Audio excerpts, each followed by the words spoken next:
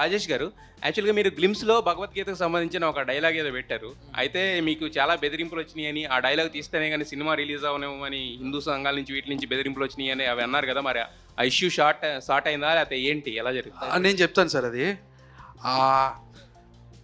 ఆహ్, ఎవరైతే కమెంట్ చేశారో, ఎవరైతే అదంతా బ్యాడ్ వర్డ్స్ వాడారు సార్, చాలా దారుణంగా వాడారు.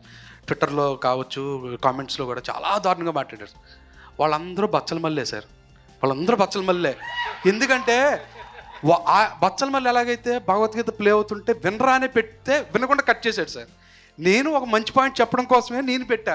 అది ఉంది తర్వాత అన్నది అది కూడా వినకుండా ఇప్పుడే కట్ చేశారు సార్ వాళ్ళు కూడా.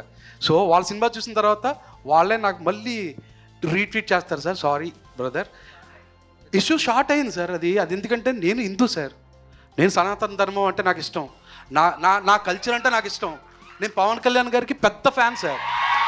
ఆయనే సనాతన ధర్మం గురించి అంత గొప్పగా చెప్తున్నప్పుడు నేను ఆయన ఫ్యాన్ సార్.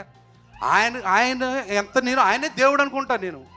సో ఆయన చెప్తున్నప్పుడు నేను విన్నా సార్. నేను హిందూ సార్.